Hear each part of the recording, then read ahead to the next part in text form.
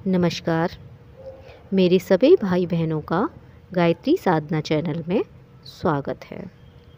आज का जो टॉपिक है वह है मनुष्य को अपने पाप कर्मों की सज़ा इस रूप में भुगतनी पड़ती है।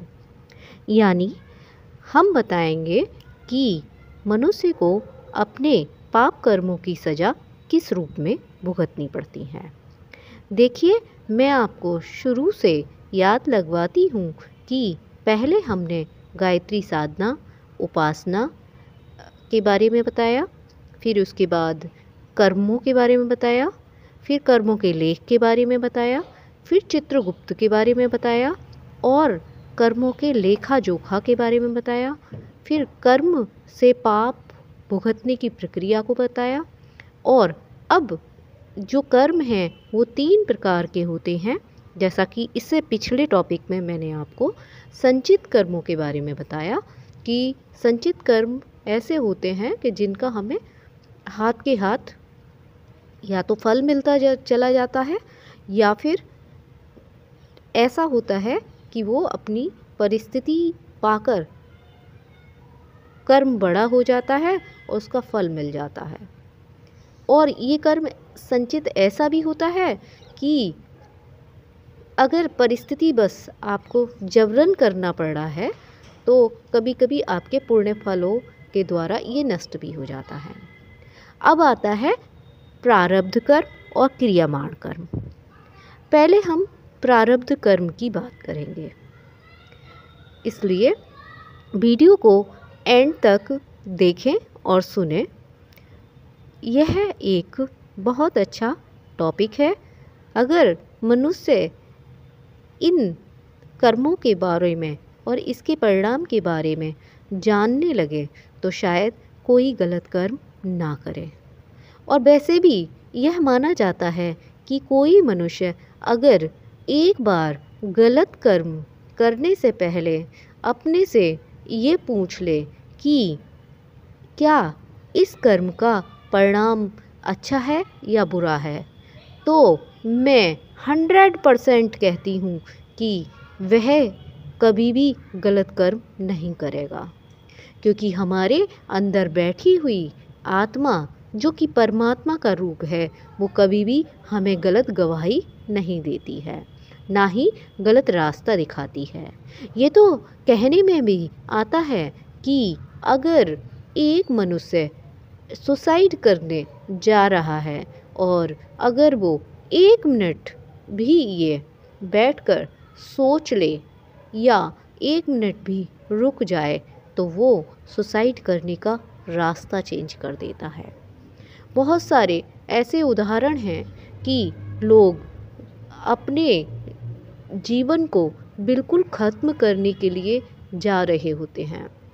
बीच में उन्हें कोई भगवान स्वरूप व्यक्ति या साधु संत मिल जाता है और वो कहता है कि एक पल सोचो, आप इस समाज में क्यों आए हो, आप इस धरती पर क्यों आए हो, अपने माता पिता के लिए आप क्या हो, आपके ऊपर कितने कर्जे हैं, ये चुकाने के लिए मनुष्य जन्म मिला है।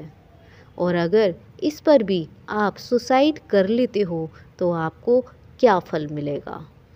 एक तो आप मनुष्य योनि में कर्म भुगतने के लिए आए हैं और दूसरा सुसाइड करके आप एक नया अपने पीछे भूत लगा लेते हैं। भूत से मतलब है एक नया पाप लगा लेते हैं। क्या ऐसे में भगवान आपको एक्सेप्ट करेगा? नहीं, कभी नहीं करेगा। तो वीडियो आगे देखते रहें, हम आपको बताते हैं कि मनुष्य अपने किए हुए पापों की सज़ा किस तरह से भुगतता है। देखिए, संचित कर्मों के बारे में तो हम जान चुके हैं। अब हम प्रारब्ध कर्मों के बारे में बताएंगे। वे मानसिक कर्म ऐसे होते हैं जो स्वेच्छापूर्वक जानबूझकर तीव्र भावनाओं से प्रेरित होकर किए जाते हैं। इन कार्यों को विशेष मनोयोग के साथ किया जाता है। इसलिए उनका संस्कार भी बहुत बलवान बनता है। हत्या, खून, डकैती, विश्वासघात, चोरी, व्यभिचार जैसे प्रचंड क्रूर कर्मों की प्रतिक्रिया अंतःकरण में बहुत ही तीव्र होती है। उस विजातीय द्रव्य को बाहर निकाल देने के लिए आध्यात्मिक पवित्रता निरंतर व्यग्र बनी रहती है और एक न एक दिन उसे निकालकर बाहर कर ही देती है। जैसा कि हम जानते हैं कि हमारे अंतः चेतना में चित्रगुप्त नामक एक न्यायाधीश की तरह हमारे हर काम को देखने वाली अंतः चेतना रहती है और उसकी न्यूनता अधिकता के परिणाम के अनुसार दंड की व्यवस्था करती रहती है। चूँकि मानसिक दंड अपने आप अंदर ही अंदर पूरा नहीं हो सकता, इसके लिए दूसरे साधनों को भी आवश्यकता होती है। दंड कार्य पूरा करने के लिए सूक्ष्म लोक में से उसी प्रकार का घटनाक्रम उपस्थित करने के लिए हमारी अंतःचेतना एक वातावरण तैयार करती है। इस तैयारी में कभी बहुत समय भी लग जाता है। जैसे जैसे छल स्वभाव के निर्माण के लिए शोक रूपी दंड की आवश्यकता होती है। अब यह देखा जाएगा कि छल किस दर्जे का है, उसकी शुद्धि किस सजा से होगी, किस तरह के शोक से होगी। अंतःचेतना वैसी ही परिस्थितियां पैदा करने में भीतर ही भीतर लगी रहेगी। वह शरीर में ऐसे तत्व पैदा करेगी जिससे पुत्र उत्पन्न हो, उस पुत्र में ऐसी आत्मा का मेल मिलाएगी जिसे अपने कर्मों के अनुसार 10 वर्ष ही जीना पर्याप्त हो। 10 वर्ष का पुत्र हो जाने पर वही हमारी अंतःचेतना गुप्त रूप से पुत्र पर भारी पड़ेगी और उसे रोगी करके मार डालेगी एवं शोक का इच्छित अवसर पैदा कर देगी। ऐसे अवसर तैयार करने में केवल अपना ही कार्य अकेला नहीं होता, वरन दूसरे पक्ष का भी कार्य होता है और दोनों ओर की चेतनाएं अपने अपने अवसर तलाश करती फिरती हैं और फिर जब उन्हें इच्छित जोड़ मिल जाता है तो एक घटना की ठीक भूमिका बंध जाती है। ऐसे कार्यों में कई बार 1, 2 या 3 जन्मों का समय लग जाता है। लड़की के लिए वर और वर के लिए लड़की की तलाश बहुत दिनों तक जारी रहती है। सैकड़ों प्रसंग उठाए जाते हैं, पर कुछ ना कुछ कमी होने से वे तय नहीं होते। जब दोनों पक्ष रजामंद हो जाते हैं तो विवाह जल्द हो जाता है। इसी प्रकार पिता को पुत्र और पुत्र को अल्पायु का संयोग जब दोनों ही विधान ठीक बैठ जाते हैं तो एकत्रित हो जाते हैं। अफ्रीका में बेवंस नामक एक 10 फुट ऊंचा एक झाड़ होता है। इसकी डालियां में से सूत जैसे अंकुर फूटते हैं। यह अंकुर बढ़ते हैं और इधर उधर हवा में झूलते रहते हैं। दूसरा कोई अंकुर जब उससे छू जाता है तो वे दोनों आपस में गुथ जाते हैं और रस्सी की तरह वल डालकर एक हो जाते हैं। जब तक दूसरे अंकुर से भेंट ना हो तब तक सूत बढ़ते ही बढ़ते रहते हैं और कभी ना कभी वे किसी ना किसी से मिल ही जाते हैं। कोई सूत तो 4 अंगुल का दूरी पर ही जाकर किसी से लिपट जाता है। कोई कोई 4 फुट लंबा होने के बाद सफल होता है। यही हालत हमारे कर्मफल की है। शारीरिक दंड एकांकी है। विष खाते ही तुरंत मृत्यु हो जाती है, परंतु मानसिक दंड में अपराध है। जैसे क्रूरता से प्रेरित होकर किसी की हत्या की गई, वह यदि प्रकट हो गई तो राज द्वारा दंड मिल जाएगा, किंतु यदि हत्यारे ने अपने यहाँ कार्य छिपा लिया तो उसका अंतःकरण तुरंत ही पाप दंड ना दे बैठेगा, वरन उसी दिन वे बेविंस पेड़ की तरह अंकुर फोड़ कर इस तलाश में फिरेगा कि हिंसा वृत्ति से घृणा कराने के लिए हिंसा से जो दुख होता है उसका अनुभव उसे कराऊं। जब दूसरी ओर का भी कोई अंकुर मिल जाता है तो दोनों आपस में लिपटकर एक निर्धारित घटना की भूमिका बन जाती है। उपरोक्त कारणों से कभी कभी अचानक सत्कर्म करते हुए भी सुख उपस्थित हो जाता है और कभी कभी बुरे काम करते हुए भी कोई दुख उपस्थित हो जाता है। कभी कभी बुरे काम करते हुए भी दुख नहीं मिलता। इसका कारण उपयुक्त अवसर तैयार होने में विलंब लगना ही होता है। कोई कोई आत्मदर्शी योगी भी बता देते हैं कि आपके भविष्य में ये होने वाला है, लेकिन सचमुच वह शायद ये नहीं जानते कि आपके कर्मों का लेखा जोखा क्या है। ऐसे अवसरों पर ऐसा संदेह करना चाहिए कि मनुष्य परतंत्र है। प्रारब्ध में जो लिखा है वही होता है।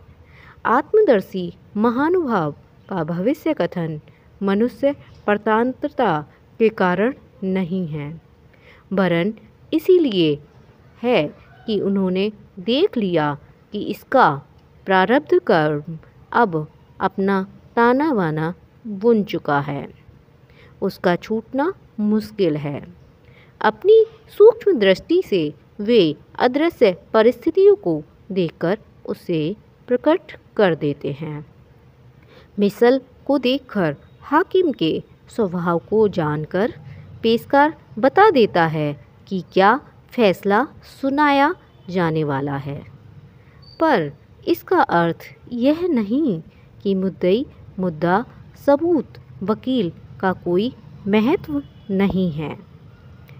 इसके प्रारब्ध में क्या लिखा है यह बता देने का अर्थ यह है इसने एक समय ऐसे किए थे जिसका फल अब ये होने जा रहा है।